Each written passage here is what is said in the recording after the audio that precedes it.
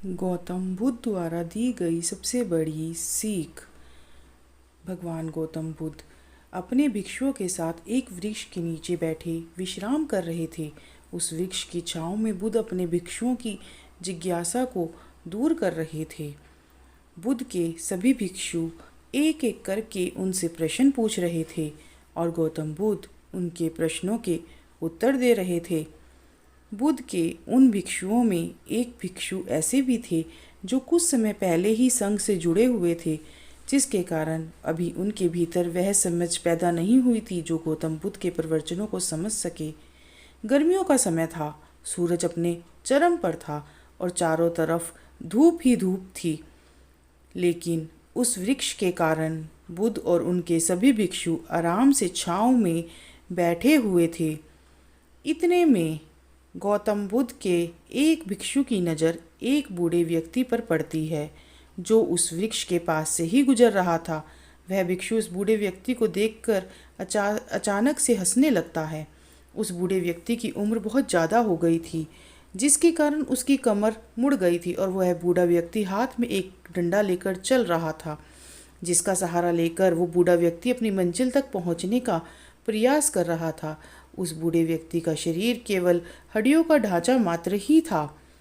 अपने भिक्षुओं को हंसते देख बुद्ध उससे कहते हैं, मेरे प्यारे भिक्षुओं, कृपा करके मत हंसो, क्योंकि जिस व्यक्ति को देखकर तुम अभी हंस रहे हो वो कोई साधारण व्यक्ति नहीं है, बल्कि वह व्यक्ति इस क्षण तुम्हारे जीवन को रूपांतरित करने की क्षमता रखता है।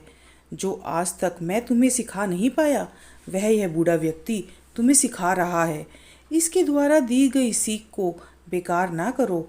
बुद्ध की ये बात सुनकर वह भिक्षु बुद्ध से कहता है कि मुझे क्षमा कर दे बुद्ध, पर मुझे ये समझ नहीं आ रहा कि जो एक बूढ़ा व्यक्ति जो खुद अपने शरीर और अपनी बीमारियों से लाचार है, वो मुझे भला क्या सिखा सकता है। फिर बुद्ध उस भिक्षु से कहते हैं, ये बूढ़ा व्यक्ति तुम्हें तुम्हारा भविष्य दिखा रहा है। जिस बुढ़ापे और लाचारी को देखकर तुम अभी हंस रहे हो, वो बुढ़ापा और लाचारी तुम्हारे जीवन में आने वाली है। वह बूढ़ा व्यक्ति तुमसे कह रहा है, अभी समय है, इस स्वस्थ शरीर का अच्छे कर्म करने के लिए उपयोग करो। अगर तुम्हारा ये स्वस्थ शरीर तुम्हारे हाथ से निकल गया तो फिर से वापस नहीं आएगा, और अभी तुम्हारा ये शरीर सही से काम कर रहा है, जैसा कि तुम्हारे हाथ, पैर, आँख, नाक, कान और ये सभी चीज़ें सही से काम कर रही हैं। क्या यह छोटी बात है? और क्या तुम इसे एक मामूली सी बात ही समझ रहे हो? यह घटना कोई साधारण घटना नहीं थी जो अभी तुम्हारे साथ घटी, और ये घटना तुम्हारे जीवन को बदलने की क्षमता रखती है। ठीक इसी तरह की घटना ने मेरा जीवन बदला था, और इस घटना के कारण ही आज मैं बुद्ध बन पाया हूँ। फिर वह भिक्षु बुद्ध से कहता है कि क्षमा करें बुद्ध, परंतु मेरे मन में यह विचार ही नहीं आया कि मैं उस बूढ़े व्यक्ति से कुछ सीख सकता हूँ। उसे देखकर केवल मुझे हंसी आ गई। ऐसा इसलिए हुआ क्योंकि तुम्हें अपने भीतर कहीं ना कहीं लगता है कि जिस स्थिति में आज वो बूढ़ा व्यक्ति है, उस स्थिति में तुम कभी आओगे नहीं। पर ऐसा नहीं है। जिस बुढ़ापे का और लाचारी का सामना आज वो बूढ़ा व्यक्ति कर रहा है, तुम भी जरूर उसी अवस्था में आओगे। तुम्हें लगता है कि उसका सामना तुम्हें कभी नहीं करना पड़ेगा, इसलिए तुम उस बूढ़े व्यक्ति को देखकर हंस पाए। तुमने सच्चाई को नज़रअंदाज कर दिया। अगर तुम सच्चाई को देख लेते तो चाहकर भी अपने आँखों के आंसुओं को नहीं रोक पाते, परंतु तुमने सत्य को अनदेखा कर दिया और तुम बहुत बड़ी संभावना से चूक गए।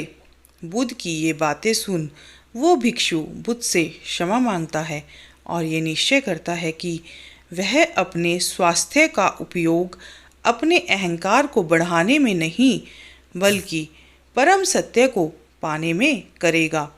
दोस्तों, जो लोग इस कहानी को पढ़ रहे हैं हो सकता है कि आप बड़ी बड़ी समस्याओं में हो या हो सकता है कि आप परेशानियों में हो, लेकिन फिर भी एक बात को हमेशा ध्यान में रखना कि जब तक आपका स्वास्थ्य ठीक है तब तक आप किसी भी बड़ी से बड़ी समस्या से बाहर आ सकते हैं। दोस्तों, इसीलिए बुद्ध ने कहा है कि हमारा स्वास्थ्य हमारा सबसे बड़ा उपहार है जो हमें इस सृष्टि से मिला हुआ है, इसलिए इसका उपयोग सही से करें। दोस्तों, आपको यह गौतम बुद्ध की शिक्षाप्रद कहानी कैसी लगी, कृपया हमें ज़रूर बताएं। और आपको यह कहानी पसंद आई होगी तो अपने दोस्तों के साथ इसे अवश्य शेयर करें ताकि और लोगों को भी गौतम बुद्ध की शिक्षाप्रद कहानी पढ़ने को मिल सके। अगर आपको ये कहानी अच्छी लगी तो प्लीज़ हमारे चैनल को लाइक, शेयर और सब्सक्राइब करें। बेल आइकन को ऑन कर